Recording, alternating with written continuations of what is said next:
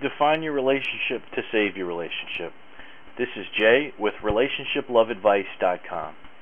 If you want to have a healthy relationship, you should define it first. One of the biggest reasons that relationships have problems is because both people involved have different expectations and assumptions about what kind of relationship they're in.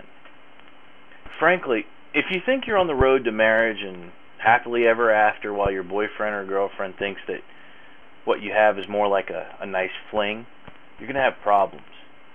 Hurt emotions, broken hearts, and general misery tend to lie in the future for people who fail to define their relationship. The problem is most people tend to think that everything they do is normal, and that's a problem because there is no such thing as normal. Every person is a unique bundle of needs, fears, and desires. And the strengths and weaknesses that make us who we are define what our relationships and goals are as well. And that makes doing this exercise that much more important.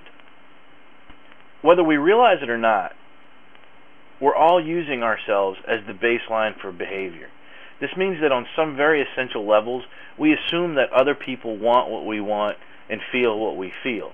Most of us are aware that this isn't the case on a conscious level, but it's hard to stay conscious all the time, especially when emotions are involved. When you get into the heat of the moment, you forget to think about these things. As long as things seem to be okay and there's no problems, we have a tendency to let this go on for longer. After all, when you're both happy, there's no reason to examine your relationship. There's no reason to take a look at your expectations of your relationship. Most of us only evaluate our lives and our relationships when things are terribly wrong.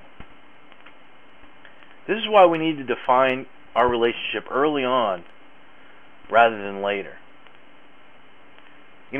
You may be happy in your relationship most of the time, but each of you may be happy for different reasons. And if you don't define your relationship and you let it go on too far, you may be setting yourself up for lots of pain.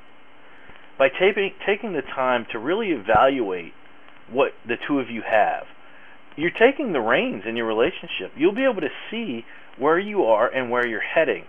And this will allow you to have a healthier, stronger bond because you'll both be pulling in the same direction with the same goals and same aspirations for your relationship, that is.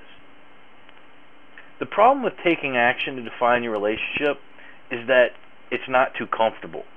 The conversations can be awkward, and there's always an element of fear that the two of you will break up. And quite honestly, the possibility is there.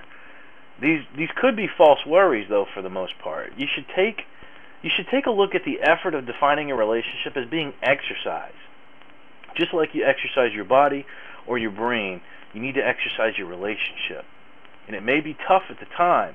There's a small chance that you might get hurt, but the truth is, it'll help your connection be stronger in the long run.